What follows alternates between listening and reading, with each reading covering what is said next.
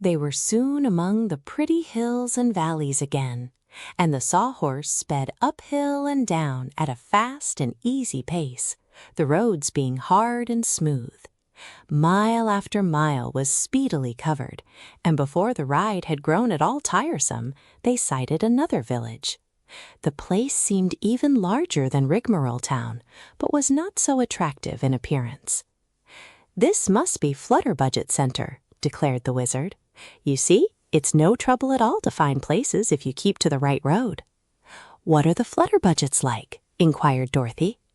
"I do not know, my dear, but Ozma has given them a town all their own, and I've heard that whenever one of the people becomes a Flutterbudget, he is sent to this place to live."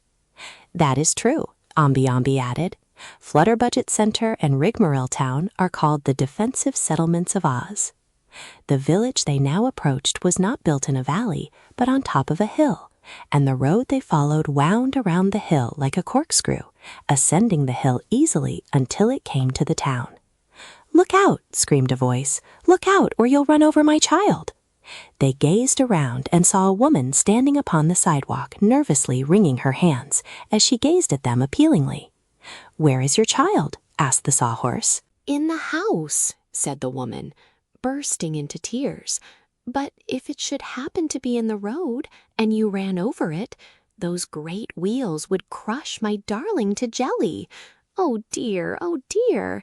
Think of my darling child being crushed to jelly by those great wheels." "Get up," said the wizard sharply, and the sawhorse started on. They had not gone far before a man ran out of a house shouting wildly, "Help! Help!" The sawhorse stopped short, and the wizard and Uncle Henry and the Shaggy Man and Omby jumped out of the wagon and ran to the poor man's assistance. Dorothy followed them as quickly as she could. "What's the matter?" asked the wizard. "Help! Help!" screamed the man. "My wife has cut her finger off, and she's bleeding to death." Then he turned and rushed back to the house, and all the party went with him. They found a woman in the front dooryard moaning and groaning as if in great pain. "Be brave, madam," said the wizard consolingly. "You won't die just because you have cut off a finger, you may be sure." "But I haven't cut off a finger," she sobbed. "Then what has happened?" asked Dorothy. I pricked my finger with a needle while I was sewing, and the blood came," she replied. "And now I'll have blood poisoning, and the doctors will cut off my finger, and that will give me a fever, and I shall die." "Pasha," said Dorothy. "I've pricked my finger many a time, and nothing happened." "Really?" asked the woman, brightening and wiping her eyes upon her apron. "Why, it's nothing at all," declared the girl. "You're more scared than hurt." "Ah, that's because she's a Flutterbudget," said the wizard, nodding wisely. "I think I know now what these people are like." "So do I," announced Dorothy. "Oh, boo-hoo-hoo," sobbed the woman, giving way to a fresh burst of grief. "What's wrong now?" asked the Shaggy Man. "Oh, suppose I had pricked my foot," she wailed.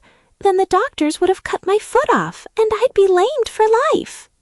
"Surely, ma'am," replied the wizard, "and if you'd pricked your nose, they might cut your head off, but you see you didn't." "But I might have," she exclaimed, and began to cry again. So they left her and drove away in their wagon. And her husband came out and began calling help, as he had before, but no one seemed to pay any attention to him. As the travelers turned into another street, they found a man walking excitedly up and down the pavement. He appeared to be in a very nervous condition, and the wizard stopped him to ask, "Is anything wrong, sir?" "Everything is wrong," answered the man dismally. "I can't sleep." "Why not?" inquired Omby. "If I go to sleep, I'll have to shut my eyes," he explained, "and if I shut my eyes, they might grow together, and then I'd be blind for life." "Did you ever hear of anyone's eyes growing together?" asked Dorothy. "No," said the man, "I never did. But it would be a dreadful thing, wouldn't it? And the thought of it makes me so nervous I'm afraid to go to sleep." "There's no help for this case," declared the wizard, and they went on. At the next street corner, a woman rushed up to them crying, "Save my baby! Oh, good, kind people, save my baby!" "Is it in danger?" asked Dorothy, noticing that the child was clasped in her arms and seemed sleeping peacefully. "Yes, indeed," said the woman nervously. "If I should go into the house and throw my child out of the window, it would roll way down to the bottom of the hill, and then if there were a lot of tigers and bears down there, they would tear my darling babe to pieces and eat it up." "Are there any tigers and bears in this neighborhood?" the wizard asked. "I've never heard of any," admitted the woman, "but if there were—" "Have you any idea of throwing your baby out of the window?" questioned the little man. "None at all," she said. "But if—" "All your troubles are due to those ifs," declared the wizard. "If you were not a Flutterbudget, you wouldn't worry." "There's another if," replied the woman. "Are you a Flutterbudget too?" "I will be if I stay here long," exclaimed the wizard nervously. "Another if," cried the woman. But the wizard did not stop to argue with her. He made the sawhorse canter all the way down the hill and only breathed easily when they were miles away from the village.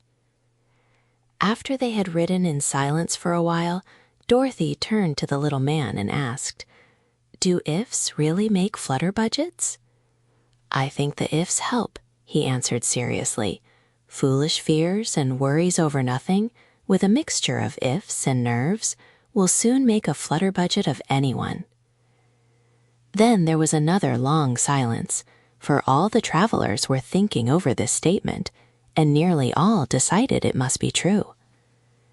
The country they were now passing through was everywhere tinted purple, the prevailing color of the Gillikin country. But as the sawhorse ascended a hill, they found that upon the other side everything was of a rich yellow hue. "Aha!" cried the Captain General. "Here is the country of the Winkies. We are just crossing the boundary line." "Then we may be able to lunch with the Tin Woodman," announced the wizard joyfully. "Must we lunch on tin?" asked Aunt Em. "Oh, no," replied Dorothy. "Nick Chopper knows how to feed meat people, and he will give us plenty of good things to eat, never fear. I've been to his castle before." "Is Nick Chopper the Tin Woodman's name?" asked Uncle Henry. "Yes, that's one of his names," answered the little girl, "and another of his names is Emperor of the Winkies." "He's the king of this country, you know, but Ozma rules over all the countries of Oz." "Does the Tin Woodman keep any Flutterbudgets or rigmaroles at his castle?" inquired Aunt Em uneasily. "No, indeed," said Dorothy positively. "He lives in a new tin castle, all full of lovely things." "I should think it would rust," said Uncle Henry. "He has thousands of Winkies to keep it polished for him," explained the wizard. "His people love to do anything in their power for their beloved emperor, so there isn't a particle of rust on all the big castle." "I suppose they polish their emperor, too," said Aunt Em. "Why, some time ago he had himself nickel-plated," the wizard answered, "so he only needs rubbing up once in a while. He's the brightest man in all the world, is dear Nick Chopper, and the kindest-hearted." "I helped find him," said Dorothy reflectively.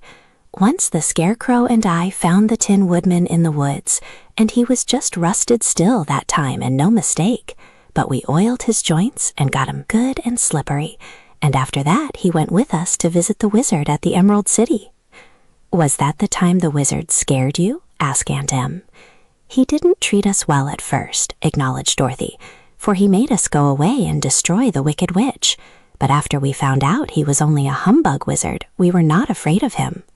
The wizard sighed and looked a little ashamed. "When we try to deceive people, we always make mistakes," he said. "But I'm getting to be a real wizard now, and Glinda the Dood's magic that I am trying to practice can never harm anyone." "You were always a good man," declared Dorothy, "even when you were a bat wizard." "He's a good wizard now," asserted Aunt Em, looking at the little man admiringly. "The way he made those tents grow out of handkerchiefs was just wonderful. And didn't he enchant the wagon wheels so they'd find the road?" "All the people of Oz," said the Captain General, "are very proud of their wizard. He once made some soap bubbles that astonished the world." The wizard blushed at this praise, yet it pleased him. He no longer looked sad, but seemed to have recovered his usual good humor. The country through which they now rode was thickly dotted with farmhouses, and yellow grain waved in all the fields.